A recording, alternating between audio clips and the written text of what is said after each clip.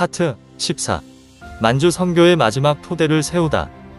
로스는 동북 신학원에서 신학생들을 계속 가르쳤는데 신학생의 기숙사를 마련해주고 2학기 수업을 준비했다. 그는 최소 15명의 학생이라도 동북 신학원에 입학하기를 바랐다. 1897년에 동북 신학원에 입학한 신학생들은 의화단 운동이라는 전란을 겪었지만 처국 과정을 통과했으며 체계적인 신학 교육 과정을 이수한 첫 학생들이었다. 이들은 4개월 동안 월요일부터 토요일까지 주 6일간 신학을 비롯하여 다양한 학문을 배웠으며 목사가 되기 위해 부지런히 공부하고 기도도 꾸준히 했다. 4년 후인 1901년에는 4명의 중국인 학생이 동북 신학원에 입학했다. 로스는 동북 신학원의 교과목에 구약 성경 주석, 변증론, 조직신학, 목회신학, 신약 성경 주석, 교회사, 비교종교학 등 다양한 과목을 편성했다. 그리고 그들이 세상을 떠난 왕노인 만큼 훌륭한 현지인 교역자가 되기를 바라며 하나님께 기도했다. 로스는 선교부가 교회에서 세운 전도인에게 음식과 의복을 구매하기 위한 생활비를 지급해야 하며 전도인을 고를 때는 사람 낚는 좋은 어부로서의 충분한 역량을 보여준 사람을 선택해야 한다고 강조했다. 로스는 동북 신학원에서 4년간 교육받은 학생 전도사들을 중국 전역에 있는 교회에 파송했다. 전도사들은 선교사가 성도들에게 중국어로 설교하는 것을 도우며 선교지부의 여러 일을 책임지는 사역을 맡았다. 동북 신학원에서 파송된 학생 전도사들은 주일 오후 시간에 성도들에게 설교하며 저녁에는 예배 이후에 성도들에게 성경 말씀을 해설해 주었다. 4월에는 학생 전도사들이 모여서 선교사들에게 신학 강의를 듣고 강의 내용을 요약하며 11월에 필기시험을 치렀다. 11월 필기시험을 감독하는 선교사는 다른 선교사에게 학생 전도사들이 작성한 답안지를 보낸다. 각 답안지의 평가 결과들은 공정한 채점을 위해 노회로 제출되고 필기시험에 대한 전체적인 보고서는 노회의 서기에 의해 기록되었다. 이처럼 로스의 동북 신학원은 노회와 노회 산하 개별 교회들의 협조로 공정한 시험을 치러 학생들을 평가했다. 로스는 동북 신학원에서 졸업하는 학생들을 엄격하게 교육했다.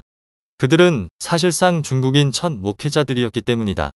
학생 전도사들은 시험을 통과하면 중견 전도사가 되어 교회로 파송되었다. 로스는 선교사들이 동북 신학원에서 파송한 학생 전도사들이 설교를 잘하는지, 교회 사역에 성실한지, 신앙생활을 어떻게 하는지, 성경 말씀을 잘 이해하고 있는지를 전반적으로 살피며 한 교회에만 머무르게 하지 않고 다른 교회로도 파송했다. 만약 어떤 학생 전도사가 사역하고 있는 교회에서 임기를 채웠는데도 계속 그 교회에 머무르고 싶다면 해당 교회의 목회자는 학생 전도사의 생활비를 앞으로도 계속 책임져야 했다. 로스는 선교사와 현지인 교역자와 협조가 원활히 이루어져야 중국 선교가 성공적일 것이라 믿었기에 선교 지부를 도시에서 가장 사람들이 많이 모이며 중요하다고 여겨지는 마을에 세웠다. 로스는 마을 주민들이 반의세 감정으로 교회의 적대감을 드러내는 행동으로 중국인 성도들이 피해를 받았을 때 교회가 어떻게 대처해야 할지 고민했다.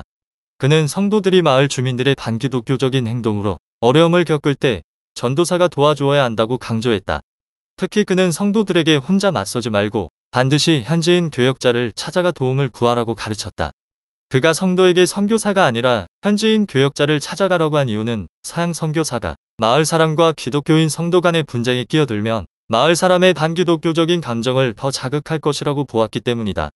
그리고 로스는 현지인 교역자에게 반기독교적인 감정을 드러내며 성도를 괴롭히는 마을 주민에게 훈계하려 하지 말고 성도와 마을 주민을 서로 대면시켜 화해를 꾀해야 한다고 말했다. 그만큼 로스는 현지인 교역자에게 중국 사회에 팽배하던 반기독교적인 감정을 누그러뜨릴 책임이 있다고 강조했다. 또 로스는 복음을 빠르게 전하는 데 있어서 현지인이 서양 사람보다 훨씬 더 뛰어날 수 있다고 보았다. 한편 로스는 현지인 교역자가 교회를 책임있게 이끌어야 중국이 복음화될 수 있다고 생각했다. 로스는 현지인 교역자가 목회를 원활히 하게 할 방법에 대해 많이 고민했는데 그 중에 시급한 것이 현지인 교역자의 변심을 막는 것이었다. 로스는 세월이 흘러 선교사가 중국을 떠나 현지인 교역자들이 교회를 이끌어갈 때 혹여라도 현지인 교역자가 금전적인 유혹으로 타락할 가능성을 우려했다. 그래서 로스는 마음이 슬픔으로 가득 찬 모든 사람에게 복음의 평화를 가져다주는 것이 교회의 의무이며 이웃들을 최대한 돕고 선하게 사용되는 것을 세상 사람들이 보게 해야 한다고 강조했다. 그렇기에 로스는 노회에서 선교 사업을 위해 교회에 제공된 돈을 목사들이 국내의 가난한 이웃들을 먹이는 데 더욱 유용하게 사용해야 한다고 말했다. 결국 로스는 현지인 교역자들이 노회 차원에서 교회 재정을 가난한 이웃들에게 사용하는 것을 본다면 자연스럽게 금전적인 유혹에 따른 부정부패로부터 자유로워질 것이라고 주장했다. 로스가 설립한 동북신학원은 몇 년간 현지인 교역자들을 많이 배출했다. 하지만 1900에서 1901년에 일어난 의화단 운동은 동북신학원의 정상적인 학사 운영을 어렵게 했다. 1902년 개신교 선교사들은 의화단 운동으로 파괴된 교회를 다시 세우기 위해서 노회 겸 선교회를 열었다. 42명의 선교사가 모여 중국 전역의 교회를 어떻게 회복시킬 것인지에 대해 논의했다. 로스는 1898년부터 동북신학원의 학장으로서 신학생들에게 성경과 신학에 대해 가르쳤는데 개교한 지 4년 만에 전도부 학생 85명, 목사부 학생 16명을 모집했다. 로스가 동북신학원에 헌신한 이유는 중국의 복음화를 위해서는 현지인 교역자들이 많이 배출되어야 한다고 생각했기 때문이다.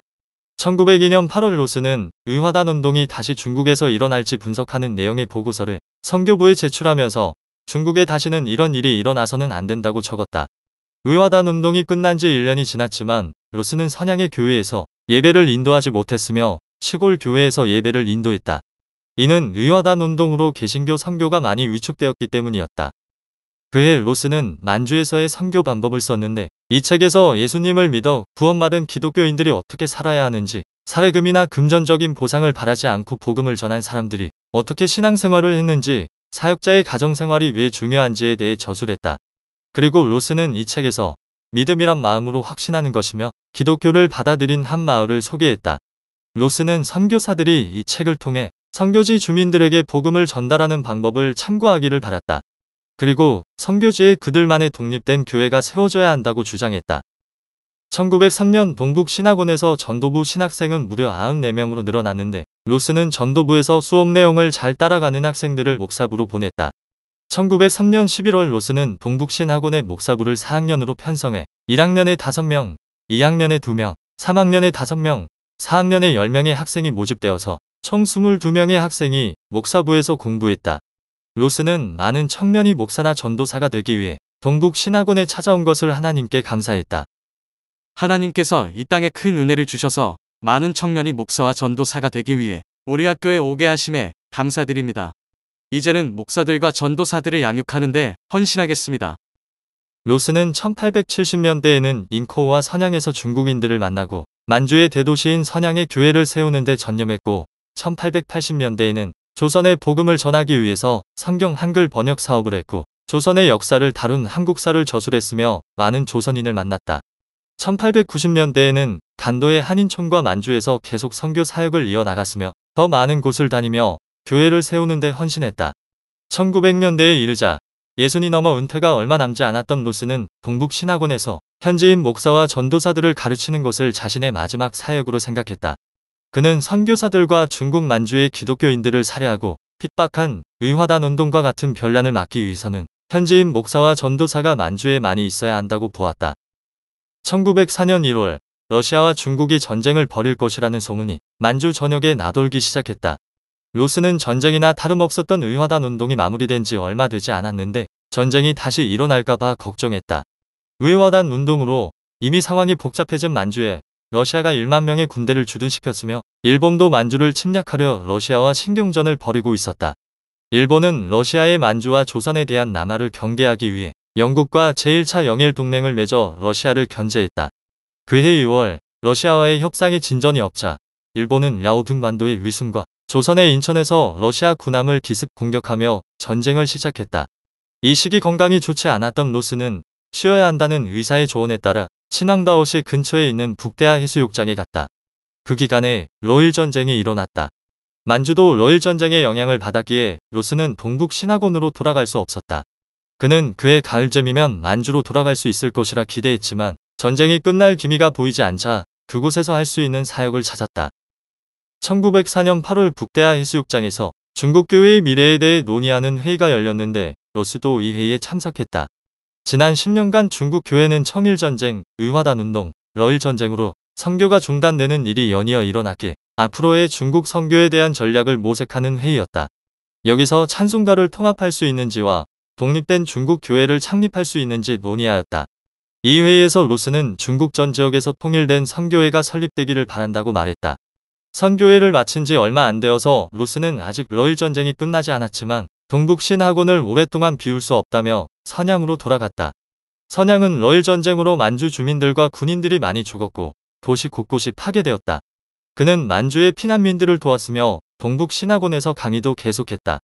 러일 전쟁은 1905년 3월 봉천 전투를 끝으로 사실상 마무리되었으며 그해 9월에 포츠머스 조약이 체결되어서 러시아는 일본의 조선에 대한 권리에 간섭하지 않을 것을 약조했다. 당시 청나라의 직계 총독이자 북양 대신이며 실권자였던 위안스카이는 로스가 러일 전쟁에서 만주의 주민들을 보호해줘서 고맙다는 내용의 편지를 로스에게 보냈다. 이를 통해 로스의 선행이 만주 사회에 널리 퍼져서 청나라 황실과 조정에까지 전해졌다는 것을 알 수 있다. 1905년 9월 로스가 시작한 성경 한글 번역을 돕고 만주에서 함께 사역했던 선교사 맥킨타이어가 병으로 세상을 떠나자 로스는 큰 슬픔에 빠졌다. 맥킨타이어는 잉커우의 외국 영사관들 근처에 있었던 외국인 선교사 묘지에 묻혔다. 맥킨타이어의 장례가 끝난 후 로스는 그가 훌륭한 선교사였다는 글을 선교 보고서에 작성했다. 1907년 로스는 동강교회를 재건하였고 그해 가을에는 스코틀랜드에서 중국 선교 100주년 기념회 특강을 했으며 영국 교회가 중국 선교에 계속 관심을 가져야 한다고 당부했다. 한편 로스는 중국 만주에서 사역하던 선교사로부터 조선의 평양에서 기독교인들을 중심으로 대부흥 운동이 일어났다는 소식을 듣게 되었으며 평양 대부흥이 만주의 교회로 이어지고 있다는 사실을 알게 되었다.